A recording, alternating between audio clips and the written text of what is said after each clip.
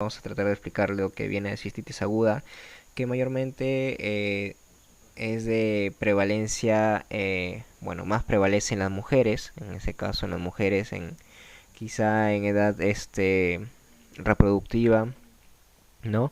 E incluso en personas que no tienen una correcta higiene eh, sus de sus órganos genitales, ¿no?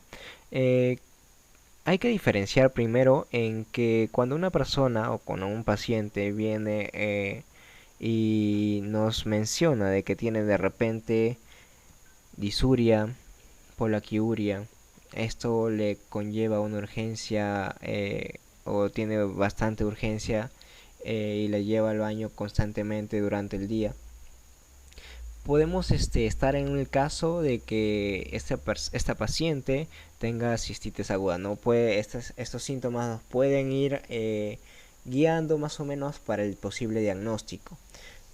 Se observa con frecuencia incontinencia, tenesmo y dolor suprapúbico, ¿no? Que a veces aumenta con la micción.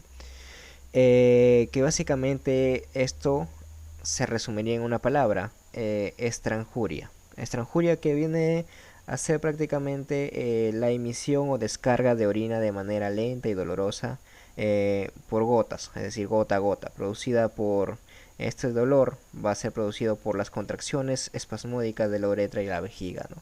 Que es la estranjuria. Bien, hay que mencionar además de que en la cistitis aguda el paciente no va a referir fiebre. Y en el caso que el paciente refiera fiebre, esto nos puede guiar a pensar a que sea una pielonefritis o una prostatitis, ¿no? Dependiendo.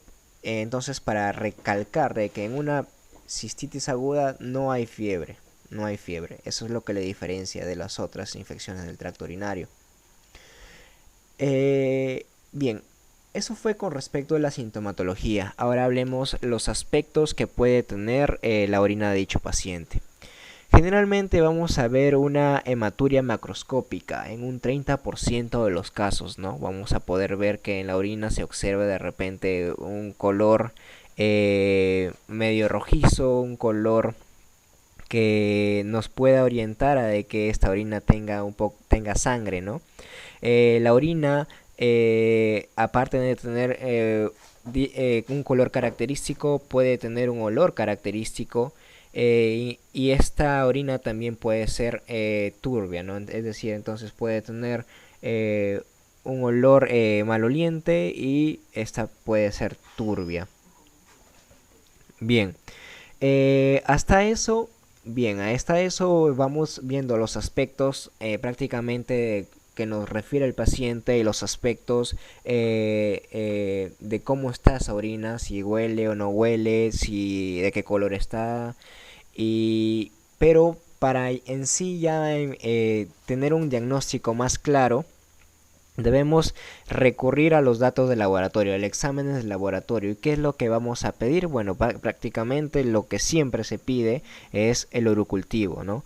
Un urocultivo. Y si nosotros al pedir un urocultivo de dicha paciente tenemos una bacteriuria de 10 a la 3 colonias por mililitro, prácticamente vamos a estar hablando de una cistitis aguda. Entonces recordemos, en la cistitis aguda no hay fiebre, en la cistitis aguda nos puede producir una disuria, polaquiuria, estranjuria, ¿no?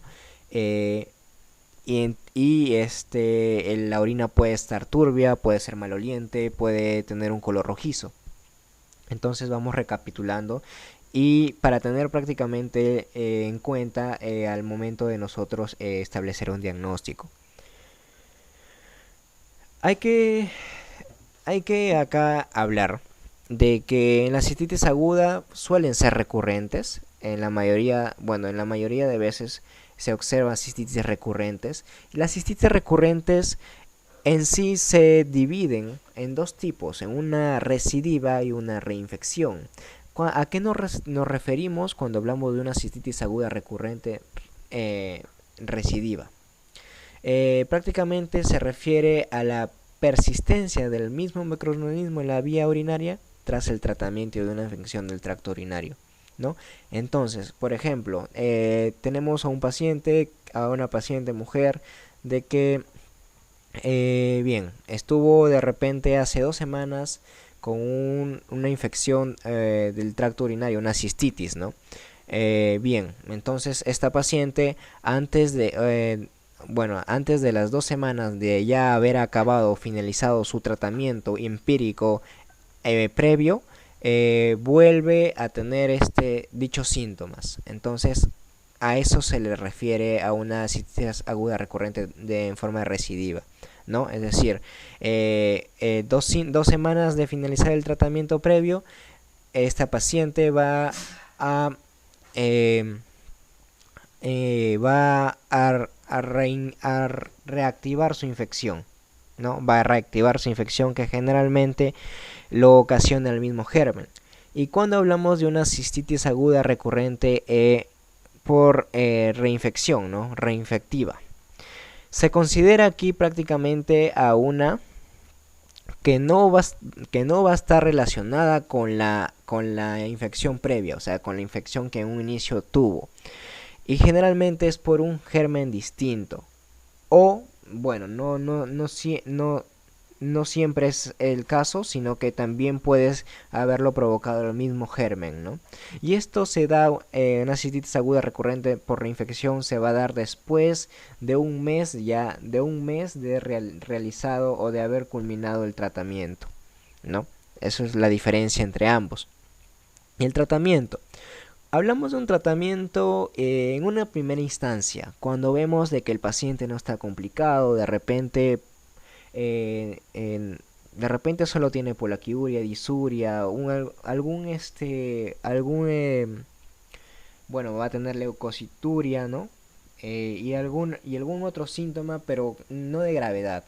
Entonces, ¿qué hacemos? En una primera instancia vamos a aplicar un tratamiento empírico corto de solo 3 días, en donde podemos elegir, como por ejemplo opciones en el tratamiento, podemos elegir trimetropina o sulfametaxazol en dosis prácticamente, por ejemplo en la trimetropina de 320 miligramos y el sulfametaxazol de más de 1,600 miligramos, es decir, 1,6 gramos, ¿no?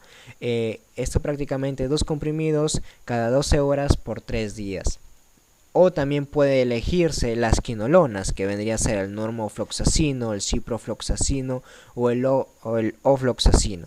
Este es un tratamiento empírico corto, es decir, de 3 días, pero también tenemos un tratamiento a dosis única, ¿no? Un tratamiento a dosis única y en este vamos a utilizar clotimoxazol, obviamente si esa dosis única a mayor dosis, como por ejemplo clotimoxazol de 400 miligramos de trimetropina más 2 gramos de sulfametaxazol, ¿no? La trimetropina 400 miligramos o ampicilina 3 gramos. Bien, bueno, lo que hemos visto acá es un tratamiento prácticamente a una infección del tracto urinario no complicada, ¿no? No complicada. Y eso debemos nosotros tener en cuenta al momento de evaluar a nuestro paciente. Vamos a nosotros ver cómo está el paciente y vamos a clasificarlo en no complicada. Pero en sí, en esta imagen se observa el protocolo que realmente se sigue para tratar en sí una infección del tracto urinario no complicada. Es decir, tenemos al paciente con esos síntomas. Y bueno, lo primero que debemos hacer es imponer el tratamiento empírico corto de 3 días, bien, el que ya hemos explicado hace unos minutos. Y si el paciente presenta una curación, bueno, ahí queda. Pero ¿qué es lo que pasa? Que si tenemos la infección del tracto urinario, o sea, la cistitis aguda, aplicamos tratamiento corto de 3 días. ¿Y qué es lo que pasa si hay una recidiva? Es decir, si después de haber aplicado ese tratamiento, después de 2 semanas, aparecen los mismos síntomas, aparece el paciente de repente con esos síntomas de tenesmo, disuria, dolor suprapúbico, hematuria. Entonces, lo que nosotros debemos, o los pasos que debemos proceder al ver esto, es que a esa paciente tenemos que prácticamente hacerle el examen de sedimento urinario y un urocultivo, ¿no? Un urocultivo. Bien, una vez que nosotros hagamos dichos exámenes, veremos si es que este paciente presenta una piuria estéril. Si en el caso el paciente presenta una piuria estéril, es decir, en la orina de repente no vamos a encontrar leucocitos, entonces probablemente nosotros estemos frente a un síndrome uretral en donde debemos aplicar otro protocolo, ¿no? Que es distinto a este. Pero si el paciente presenta piuria estéril con un urocultivo positivo, debemos dar un tratamiento de 7 a 14 días, que prácticamente es el que hemos estado hablando, ¿no? Un tratamiento más prolongado de 7 a 14 días. Y si este paciente después de ese tratamiento de 7 a 14 días no mejora, entonces podemos estar hablando de repente de una anomalía de las vías, una anomalía de las vías urinarias que necesariamente necesita una corrección. Eso es dependiendo de los exámenes que se le haga para diagnosticar dicha anomalía, o el paciente prácticamente no puede tener anomalías y deberíamos tratar y deberíamos imponer un tratamiento erradicador de 4 a 6 semanas, ¿no? Un tratamiento en sí, un tratamiento más potente que el anterior, que el tratamiento empírico corto. Pero ¿qué es lo que pasa si después de aplicar el tratamiento empírico corto de 3 días hay una reinfección? Es decir, si por ejemplo aplicamos ahora el tratamiento corto y después de un mes el paciente tiene de repente una infección de dicho tracto urinario, entonces entonces debemos ver que si es que esta reinfección suele ser o es infrecuente o es frecuente, ¿no? Si es infrecuente, hablamos de una reinfección infrecuente cuando se da menos de 3 veces al año. Es decir, hay una reinfección, hay menos de 3 veces de cistitis agudas al año, ¿no? Es una infección infrecuente. Ya hablamos de una reinfección frecuente cuando hay más de 3 infecciones por año. Bien. Y prácticamente el tratamiento en la reinfección infrecuente es básicamente el mismo que del tratamiento empírico, ¿no? El tratamiento empírico, que clortrimoxazol, ciprofloxacino, floxacino, norfloxacino, ¿no? Es prácticamente el mismo, ¿no? Y es por eso que es importante identificar y diferenciarlos. Y si en el caso de fuera frecuente, es decir, de 3 infecciones más por año, tenemos que, aplicar un tratamiento de clotrimazol de 1 miligramo, un comprimido que vendría a ser, el clotrimazol prácticamente va a estar conformado por trimetopina y sulfamethoxazol. Bien. Y este tratamiento más ya sea nitrofurantoína o norfloxacino, cualquiera de estos es de elección para tratar la frecuente. Cualquiera de estos es de elección. Es decir, tenemos la frecuente, no vamos a tratarla con estos. Pero si es frecuente, vamos a tratar de hacer una profilaxis de al menos de 6 a 12 meses para que este paciente no vuelva a ser reinfectada, ¿no? Y este tratamiento básicamente se va a aplicar en la noche, ¿no? Básicamente es en la noche. Pero ¿qué es lo que pasa si de repente el paciente o la mujer tiene relaciones sexuales? Y tiene coito, ¿no? Entonces es básicamente recomendable de que este tratamiento sea administrado o sea tomado después de haber tenido estas relaciones sexuales, ¿no? Y es estricto el cuidado de la paciente porque no debe ser espermicidas, no debe ser otros antibióticos que no sean prácticamente indicados en dicho tratamiento, ¿no?